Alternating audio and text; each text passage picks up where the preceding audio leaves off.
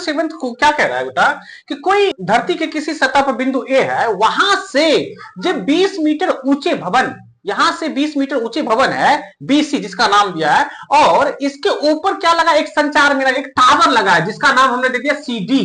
अगर इस बिंदु से इसके तल को, इसके फुट पॉइंट्स, मीनार के फुट पॉइंट्स को देखते हैं, तब जो स्थैतिज रेखा से और इसके दृष्टि रेखा से इसकी जो एंगल बनती है वो 45 डिग्री के। लेकिन इसी बिंदु से जब इस मीनार के, इस टावर के सबसे टॉप को देखते हैं, तब हमारे बीच आंखों के पास एंगल बनता है 60 डिग्री। तो कह रहा है इस संचार मीनार की क्या आप ज्ञात करें, हाइट ज्ञात करिए, ये टावर की हाइट ज्ञात करिए। निकालना है तो सबसे पहले आप इस ट्रायंगल में आओगे, और इस ट्रायंगल को देखो, हमने, आप ये ऊपर वाले हिस्सा को भूल जाओ, हम क्योंकि ये दे रखा है तो ये पहले निकालना पड़ेगा, इसको भूल गए हम, ये यहां पे ट्रायंगल बना लिया। ये 20 है बेटा, ये भवन है, और ये एंगल सिर्फ 45 की बात कर रहा, 45 डिग्री। अब ये देखोगे कि इस एंगल के लिए ये हो गया P और इस एंगल के लिए हो गया B, तो P और B किस ट्रिगोनोमेट्रिक रेशियो का हिस्सा है? तो आप कहोगे भैया ये तो P और B tan थीटा में आता है। जी हाँ, बिल्कुल सही पकड़े। तो ये tan का है, हमने लगा दिया इस ट्रायंगल में, हम सिर्फ इस ट्रायंगल को भी देख रहे हैं, इसलिए हमने यहां पर नाम दिया ट्रायंगल ABC।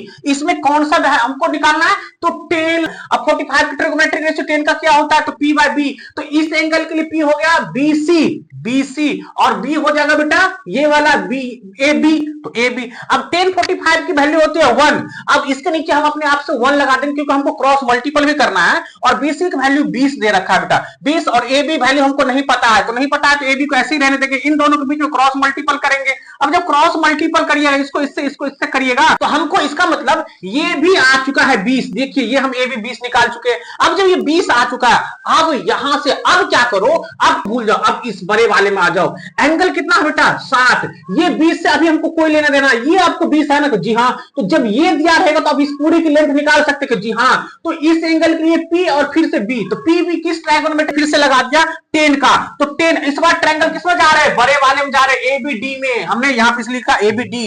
tan कितने डिग्री के लिए, 60 डिग्री के लिए, तो हम tan 60 लगा दी, और इसके P क्या हो जाएगा, BD हो जाएगा, और बेस हो जाएगा AB। तो tan 60 की वैल्यू होता है √3, इसके नीचे कुछ नहीं था, हमने 1 लगा दी, और BD नहीं पता है, AB पता हो गया 20 है ना। अब जब 20 पता चल गया है, तो अब इसको जब 1 से गुना करिएगा तो BD, और ये 20 को √3 से गुना करिएगा तो 20 √3। अब BD भी आ चुका।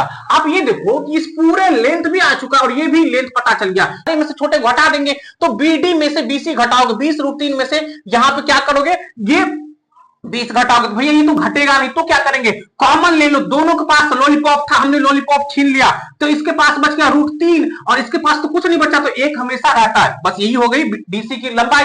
ये क्या हो गया,